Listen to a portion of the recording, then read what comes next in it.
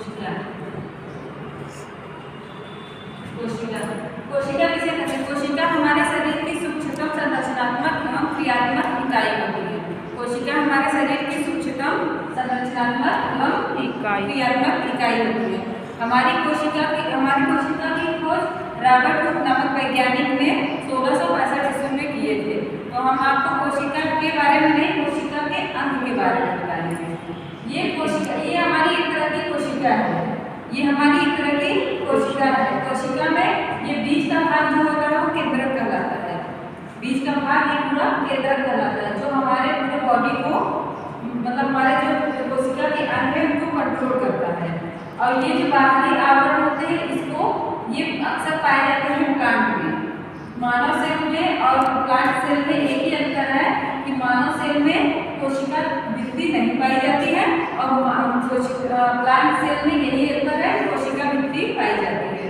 कोशिका भित्ति सेलुलोज की बनी होती है और मानव की जो ये कोशिका कला है, ये जो कोशिका ये झिल्ली है ये प्रोटीन की बनी होती है। तो मानव में बस यही होती है, जो कोशिका झिल्ली है यही होती है। कोशिका झिल्ली ही रहती है, कोशिका भित्ति नहीं होती है। इसमें माइटोकॉन्ड्रिया का इसमें कोशिका के अंग में कई प्रकार से अंग काम करते हैं। कोशिका में कई प्रकार के अंग सम्मिलित होते हैं। जैसे हमारे शरीर के लिए हमारे हाथ कुछ और करते हैं, पैर कुछ और करते हैं, आँख कुछ और करता है। उसी प्रकार से हमारे कोशिका के अंग भी अनेक प्रकार के अपने कार्य करते हैं। तो इसमें सबसे पहले आता है माइटोकॉन्ड्रिया। माइटोकॉन्ड्रिया एक ऐसा अंग है कोशिका का जिसमें अपनी पावर को मतलब शरीर की सारी एनर्जी को अवशोषित करने की क्षमता रखता है।